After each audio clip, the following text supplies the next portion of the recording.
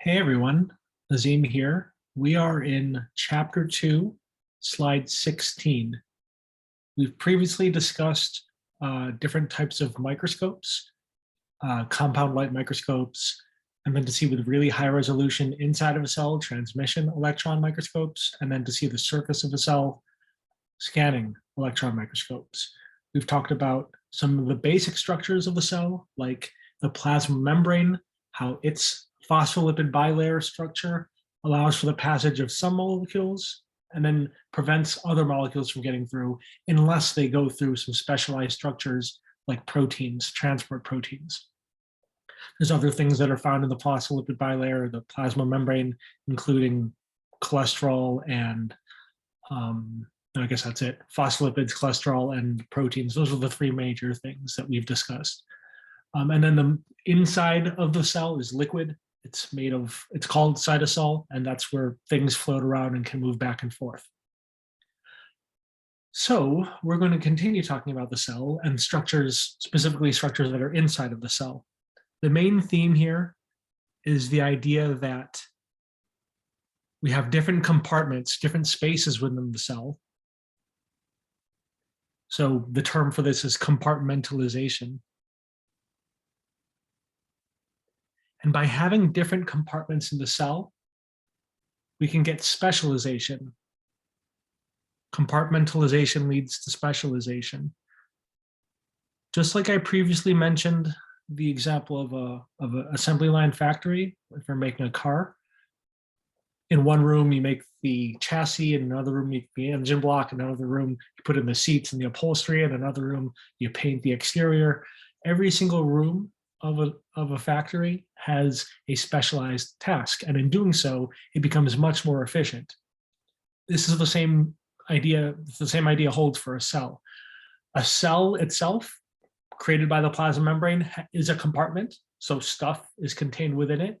And within the cell, there are more compartments that are more specialized for doing specific things. So we'll see the importance of this compartmentalization and specialization as we go through these different organelles. The first organelle that we're going through is the nucleus. The nucleus is drawn here in this purplish shade. It is a bit large, generally large, circular structure. The word nucleus means center of something, core of something. The nucleus of an atom is where you have the protons and neutrons. It just means the center of something. And that term will come up later in a different example, in a different instance. But here, it's the core of a cell where it kind of acts like a control center. What it really does, how does it act as a control center? It stores instructions in the form of a molecule called DNA, deoxyribonucleic acid. I'm not going to test you on that acronym, or the spelled out portion, but I'm sure you've heard of DNA before. DNA, these are molecules that have a specific sequence. It's a code, and this code are instructions on how to make proteins, another type of molecule. And proteins are used for all kinds of things. We saw how proteins can be used in the membranes for receptors or transport proteins. They can be used for moving muscles, and there's a lot of other uses for proteins that we'll discuss later. So the nucleus is a storage container. It's a compartment for the DNA. To compartmentalize it, it needs a membrane. This nuclear envelope is the membrane of the nucleus. And when I say membrane, it's the same material as the plasma membrane. The plasma membrane is primarily made up of a phospholipid bilayer. That'll be important coming up, that all these membranous organelles are made of the same thing, that they're made of phospholipids. It's a container to hold the DNA, so the DNA would be inside of here. DNA is such an important molecule, we want to protect it. So we always want to keep the DNA inside of the nucleus. We don't want things to damage it. That can lead to mutations, things that could lead to cancer. We don't want to mess up our instructions for making the proteins. If we're a factory, we don't want to mess up our blueprint. This is what we're basing all of our production off of. Not all of the production, but a lot of the important production. This picture at the right side, this bottom right picture, this is using a transmission electron micrograph. So it's showing a really high resolution of a nucleus. So what I just circled is the nucleus of a cell. So we're just blowing up what we see here. There's lots of stuff going on in here. We're not going to go over the nucleolus, but the DNA is all spread out throughout the inside of the nucleus, and it's protected. We want to protect the instructions.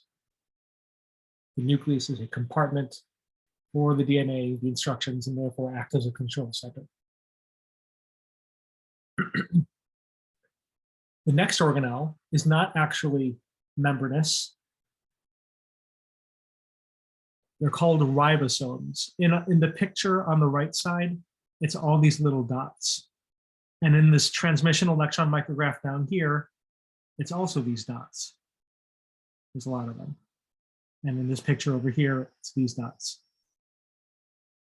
These dots, these ribosomes, are small organelles that are not membranous, so they're not made of phospholipids. What their job is, their role is to make proteins. They synthesize proteins. The word synthesis means to make, to create. To create proteins, what needs to happen is that the DNA inside of the nucleus, we never want the DNA to leave the nucleus, but the ribosomes are outside of the nucleus. So what we need to do is create a transcript. It's called an mRNA. I'll just call it an RNA to simplify it, an RNA transcript. Like if you go to the library and you want to check out a book, but they won't let you, but you can read the book, you can't check out the book. So you might take a picture of it with your phone or something, or make a carbon copy, make a copy of it somehow. You leave the book in the library, but you can take your copy out. That's what this transcript is. You can leave the DNA, you can read the DNA, but you have to leave it in the nucleus. You can take your transcript out though. It's basically the same thing. It has the instructions. You take your RNA transcript out of the nucleus and you bring it to the ribosome. The ribosomes read the instructions, and by reading the instructions, you're like, okay, I need to put this thing together with this thing, and you start creating something. You start creating proteins. The building blocks are called amino acids, in case you're curious. Ribosomes are found throughout the cytosol. Some ribosomes, though, which I'm going to redraw here in green in this transmission electron micrograph, some ribosomes are found on another membranous organelle. This membranous organelle that I'm going to trace in pink here, and also represented in this illustration up here. This membranous organelle is called the rough endoplasmic reticulum. It's called rough because it looks rough. It has the ribosomes attached to it. That's why it's rough. Endo means inside. Plasmic, it's in the cytoplasm, so it's inside of the cell. And the word reticulum is a word that means network. So we have a network of membranes inside of the cell that have ribosomes attached to it. Rough endoplasmic reticulum. Why do we have this here? Why are the ribosomes attached to it? The goal of the function of these rough endoplasmic reticula is to process proteins. It acts as an assembly line. Let's go back to our factory example. Let's say you're a box factory. To create a box, you have all this cardboard. It's not a box yet, it's just flat cardboard. And you cut out your piece of cardboard that you need. Once you cut it out, let's say that's the job of the ribosome, to create the cutout or create your protein, it's not fully functional yet. The box is not functional if it's just flat. What you need to do is fold it up into the correct shape, create a three-dimensional functional shape. That's what ribosomes do. They take a long 1 to 2 dimensional protein and fold it up using chemical reactions into the very specific shape. It processes proteins. With my analogy here, if you fold up a box from a flat sheet, that's what processing would mean in this case. You're folding it up into its three-dimensional functional shape. And here in this animation, you can see that let it restart. You can see that we start with a long chain of amino acids, and we fold it up into a very specific three-dimensional shape. If it's just a long thread, it's not going to do anything, but if you fold it into the right shape, it can do something, much like a box. A box can't do much when it's flat. You fold it up into a three-dimensional shape, and now it can hold things. Structure relates to function. We're making these proteins functional by giving them a very specific three-dimensional structure. It can do that within the rough endoplasmic reticulum because we have all this membrane, a network of membranes, and it's kind of like a pathway. It's like this assembly line where within this contained space, we have the right chemical reactions that can happen to fold it into the right space. So that's why we have all this membranous stuff pictured here surrounding the nucleus with ribosomes attached so that you can fold the proteins into the right shape. Ribosomes synthesize proteins. Rough endoplasmic reticulum processes proteins. It folds them into a functional shape. Take a look at the picture on the right over here. We have DNA inside of the nucleus. We convert that DNA into an RNA transcript. That RNA leaves the nucleus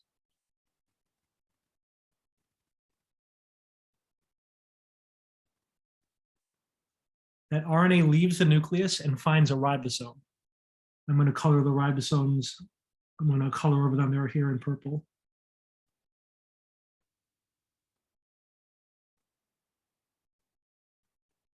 The ribosomes read the RNA transcript. They read the instructions. And based off those instructions, they'll then find the right parts and make protein. The protein I'm going to color in red.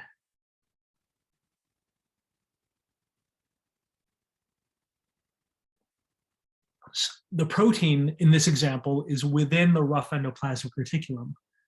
I'm going to trace over the rough endoplasmic reticulum here in green.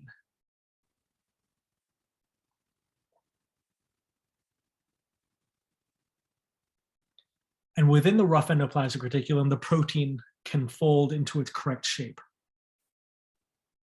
So here we have our folded protein.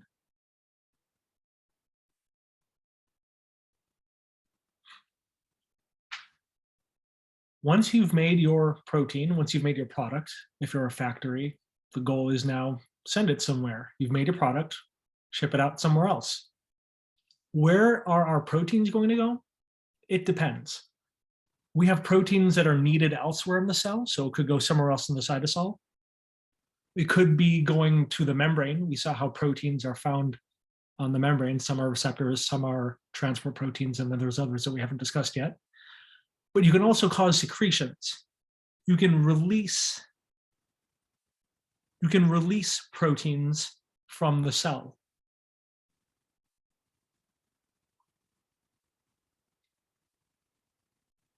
Secretions like mucus. Mucus has proteins in it. Enzymes that you use to digest food in your stomach and your intestines. Hormones, protein hormones like growth hormone or epinephrine. Those are protein-based hormones. These are types of things that some of your cells secrete out of the cell into the interstitial fluid, into the plasma, somewhere else. And they're protein-based, and they're released from your cells. To do this, to know where you're going to send a protein, you need another organelle. You need a sorting shipping center, a mail center, so to speak. This organelle is known as the Golgi complex. Golgi is a person's name. They've contributed a lot to biology. You'll see this person's name show up again in a different context. Complex, you might see it called body, Golgi body. You might see it called Golgi apparatus. It's the same thing. But this organelle pictured here is also a membranous organelle, just like the endoplasmic reticulum, just like the rough endoplasmic reticulum. It's made of membrane. And membranes, remember, are made of phospholipids. membranes are made of phospholipids. The rough endoplasmic reticulum is made of phospholipid. The Golgi complex is made of phospholipid. They're made of similar material, same materials. They're made of the same materials. So what you could do is take a piece off of the rough endoplasmic reticulum and stick it onto the Golgi, and it'll just incorporate itself like it's nothing. Phospholipids are very malleable. They're very fluid. You can remove phospholipids from one place and add it to another place. They're very changeable. Picture it over here, look on the right side. Picture it over here. You can see a piece of membrane pinching off of the rough endoplasmic reticulum, the piece of membrane that already has the protein inside of it. When it pinches off and forms a sphere with the protein inside, we call that a vesicle. A vesicle is basically our shipping container. We're sending our protein, our product, from one place to another, from the rough endoplasmic reticulum to the Golgi complex. And this vesicle can fuse with the Golgi complex because they're made of the same things. They're both membranous. They're both made of phospholipids, and phospholipids can just merge together. From here, the Golgi can then read this protein, which I'm shading in red. It can read this protein, kind of like how you can read a package based on its zip code or barcode. You can read a protein and your cell can figure out where it needs to go. I'm skimming over a lot here, but that's as much as I'd like you to know. Where can it go? It can go somewhere in the cell, somewhere else in the cytosol. It can be added to the membrane, or we can secrete out.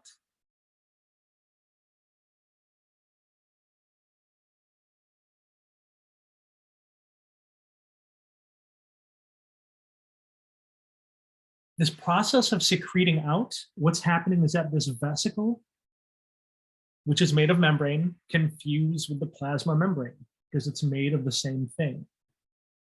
The phospholipids can just fuse together with phospholipids. This process is called exocytosis, or exiting the cell. That's literally what it means, exocytosis, like exodus or exit. Exo means exit, cytosis is the cell, it's exocytosis. We're releasing proteins out of the cell through exocytosis. At the bottom left, we see another transmission electron micrograph. You can see the membranous structures of the Golgi and vesicles forming right here. You can see those same similar vesicles shown right here. And here is an illustration, an animation of exocytosis. We have a vesicle that fuses with the plasma membrane, and anything that was inside of the vesicle can now exit, can be secreted. Note how these blue proteins, they're being released out of the cell into the interstitial fluid, Let me write that down. It's released outside of the cell. But note how, look at those red proteins, the ones that are on the vesicle membrane. If you want to add proteins to the membrane, to the plasma membrane, you want the proteins to be in the vesicle membrane. Exocytosis not only can help you secrete proteins out of the cell, it can also help you add proteins to the membrane. The plasma membrane, therefore, is dynamic. It's changeable. You can add stuff to the plasma membrane, and we'll see that the reverse process can happen. You can also remove stuff from the plasma membrane. The plasma membrane is not static. It is always changing. Things are added, things are being removed. Proteins and phospholipids and other things. So clearly, you can see that we've spent a bit of time here going over the nucleus, ribosomes, rough endoplasmic reticulum, Golgi complex, plasma membrane. These all have to deal with proteins, with protein processing or transport in some way. Really important function of cells is to produce proteins send them somewhere else in the cell, or to ship it out of the cell. And all these compartments are well, minus the ribosomes, all these compartments are membranous, so that you have all these specific things happening in specific places for efficiency. But there are other organelles in the cell that are unrelated to this. So let's take a look at what else goes on in the cell. Like if you have a factory, you're producing something, but you also need something to power everything. You also need a cleanup crew. There's other things going on in your factory. This organelle, pictured here, it's another membranous organelle. This is called the smooth endoplasmic reticulum. Despite its name, it is a network of membrane inside of the cell. That's where the similarities stop. But it's smooth because it lacks ribosomes, so it's not like the rough endoplasmic reticulum, and therefore has nothing to do with protein processing. What it does deal with are lipids. Lipids like, for example, steroid hormones. You know some steroid hormones. Maybe you've heard of cortisol or testosterone or estrogen. Those are examples of steroid hormones produced in different organs like the adrenal gland, the testes, and the ovaries, respectively. So cells in these organs would have lots of smooth endoplasmic reticula to help assemble lipids. So that's one major function of the smooth endoplasmic reticula. Another major function is to process toxins, to help detoxify things. When we eat food, we obviously are hoping to eat good nutrients, but sometimes we get in our diet, whether accidental or not. Accidental, let's say we ate something that was spoiled, or not accidental, let's say we're choosing to drink alcohol. Those are examples of toxins that could potentially harm us. Those toxins can reach our liver, and our liver cells have high amounts of smooth endoplasmic reticula. And what special molecules inside of the smooth endoplasmic reticula do is that they take these molecules of toxins, of alcohol, and they change those molecules in such a way that they become less toxic. That's what I mean by detoxify. There's a chemical reaction that happens within them. Again, the importance of these compartments, you need these special molecules that can detoxify, all concentrated in one place. And they're membranous so that you can regulate what goes in and out of them. So, smooth endoplasmic reticulum, network of membranes, important for detoxifying and assembling lipids.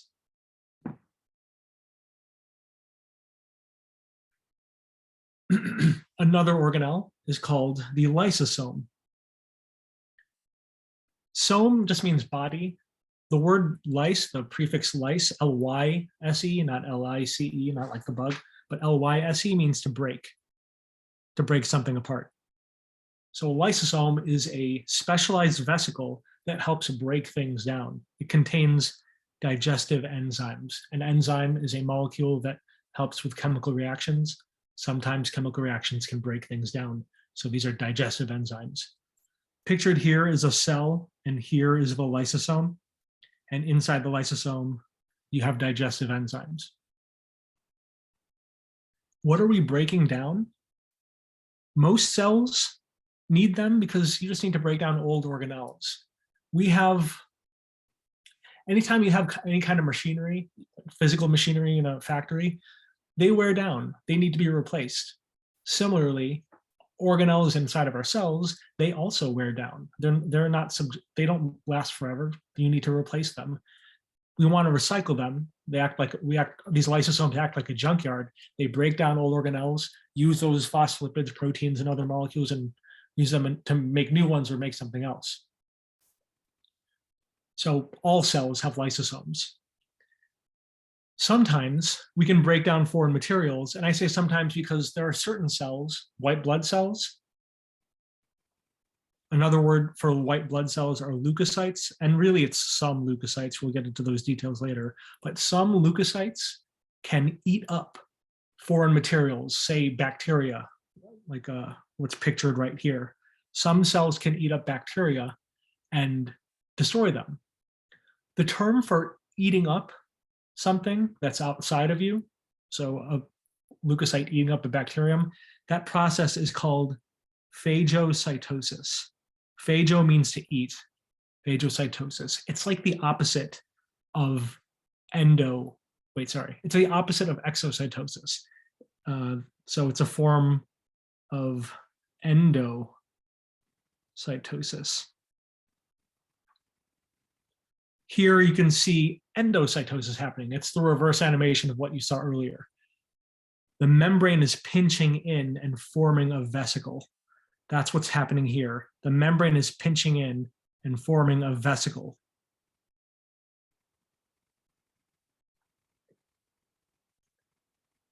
We're bringing stuff into the cell. So now we have a vesicle with a bacterium or whatever other foreign thing. We have our lysosome right here. The lysosome and the vesicle can fuse together because the lysosome is membranous, it's made of phospholipids. The vesicle is membranous, it's made of phospholipids. They can just join together. And so now the digestive enzymes are mixing together with the bacterium, and the digestive enzymes can break the bacterium down, get rid of the waste, reuse some of the parts that are useful. We need lysosomes to stay in these specific compartments. Can you imagine if we didn't have them in these compartments, if you had digestive enzymes just floating around in the cytosol, what would happen? If digestive enzymes were floating around in the cytosol, these digestive enzymes would break down the cell. That's not what we want, not generally the goal of the cell. We want that cell to stay alive in most cases. I have an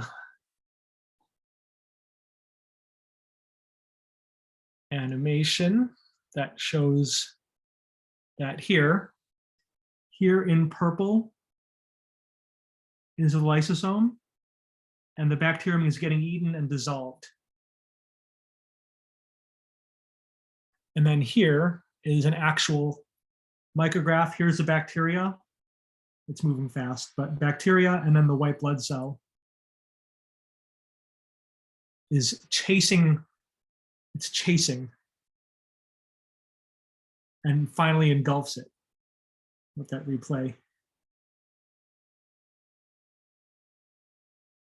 The bacteria chases this, the leukocyte chases the bacteria, it undergoes phagocytosis, engulfs it, allows light, you can't see this part, but the lysosomes will then fuse together and destroy the bacteria. So lysosomes, small vesicles that contain digestive enzymes, we need that compartmentalization so we can protect the cell and also digest things.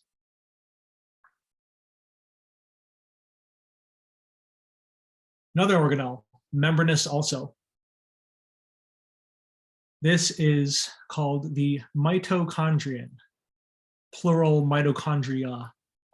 This is the powerhouse of the cell, as you may have heard. It is the site of energy conversion. It powers the cell. What's unique about this, it is membranous, that's not unique, but it has a double membrane. It has an outer membrane and then a highly folded inner membrane, which I've attempted to trace over here. And you can see in the scanning electron micrograph, that's a specialized one. No, it's a colorized transmission, but since we're looking inside, but you can see the really highly folded inner membrane. Why do you need this highly folded inner membrane? The highly folded inner membrane provides more surface area, which allows more space, more efficiency, I should say, more space and efficiency for chemical reactions.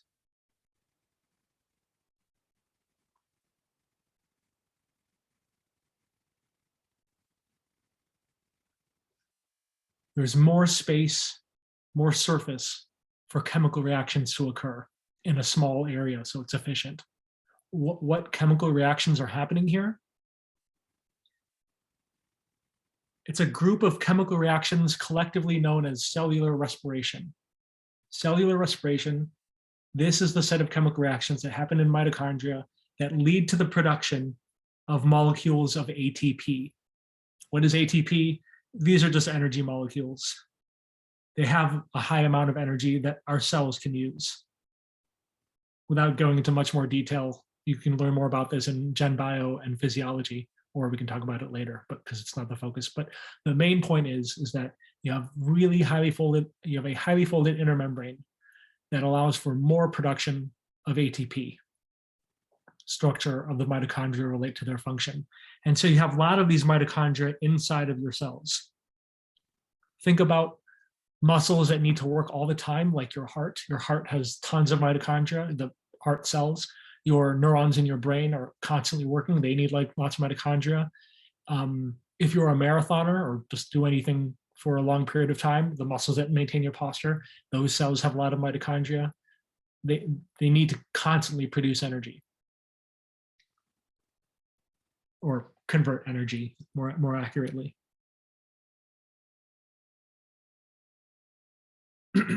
Our last structure within the cell is not membranous. It is not made of phospholipids. These structures are collectively known as the cytoskeleton. As the name implies, it's the framework of the cell, cytoskeleton. And when I say framework of the cell, take a look at this micrograph at the bottom right. What's highlighted there in yellow and in purplish blue, those are all stained proteins. Those are all stained proteins of the cytoskeleton. Cytoskeleton is made of proteins. There's several proteins that make it up. And so that's why there's different colors. They branch all throughout because one thing that they can do by having lots of branches throughout the cell, they act like a network of rails and like a highway. Organelles can travel along these long structures of the cytoskeleton from one place to another. It acts like a railway. If I wanted to send a mitochondrion from one side of the cell to the other, you could let it just float there, but there's no guarantee that it'll get there, and who knows how long it'll take. Or we could attach it to one of these special proteins, and it can be transported from one side of the cell to the other. The cytoskeleton allows for movement of organelles, and it allows for movement of the cell itself. If you look at this time lapse here, we can see a cell splitting into two. This is an example of cell division. It's called mitosis. We'll talk about that in the next set of videos.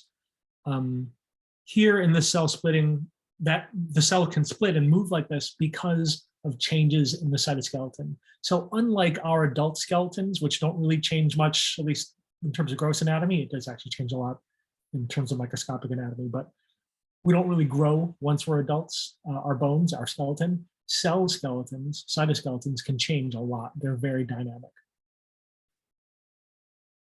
I said that the cytoskeleton is made up of a lot of different proteins. I want you to know one of them. The one protein that I'd like you to know the name of are microtubules. So the name suggests they're small. They're actually kind of big relatively, but they're small and they're tube-shaped, long tube-shaped proteins. By being long and tube-shaped, not only can they act for the things I just mentioned, acting as transporters or allowing for cell movement, they can also create specialized structures that poke out and create extensions out of the cell. They can create cell extensions. There are two specialized extensions that are made up of microtubules on the inside. The first one here is called cilium, is singular, or cilia plural. There's going to be more than one cilium, so cilia. Where can we find cilia? One place you can find cilia is in the uterine tube. You might know them as fallopian tubes. Uterine tubes catch an ovulated egg. They catch an ovulated egg and help sweep that egg down to the uterus. Helps sweep an egg down to the uterus. If that egg happens to be fertilized, then you can get implantation in the uterus. If you look at an individual cell here, I'm tracing a cell, it's kind of rectangular, and then it has these extensions. Those are the cilia. And these cilia can move, they sweep. So they're sweeping the egg from one place to another. They're helping with that process. Another place where you can find cilia is in your respiratory tract, for example, your trachea, your windpipe. When you breathe air, generally you'd hope you're breathing clean, pure air, but rarely that's the case. Often there's something in the air, particulate matter, dust, bacteria, dirt, smog, smoke, whatever. There's stuff in the air. You don't want that to get down to your lungs. It can damage your lungs, and that's bad. Instead, what we would rather have happen is that stuff gets caught in mucus. We get particles caught in the mucus, lining our trachea, lining our airways. But we don't want the mucus to stay there, because then we can get an infection or something. We have cilia that can sweep the mucus full of that particles and dirt out of our respiratory tract. That's how we cough stuff up. That's what phlegm is. That's what expectoration is, which is completely normal. We want to continuously cough stuff up throughout the day to help get rid of this stuff from our airways. So there are cilia in our respiratory tract, reproductive tract and respiratory tract, both to move something, but for different reasons. I bring this up again because cilia are made up of these long extension microtubule proteins. Cilia stick out of the cell to help move things along. The last thing here are flagella. Plural flagella, singular flagellum. Only one human cell has a flagellum, and that's sperm. The tail of the sperm, that's made up of microtubules. It's called a flagellum, and it helps the sperm swim so that it can potentially find an egg for fertilization. Flagella are always come in ones. If a sperm has more than one, that's very odd. There are other organisms that have flagella, but we're not talking about other organisms, we're talking about humans. And they're generally larger than cilia. So as you can see, a lot of different important structures of the cell.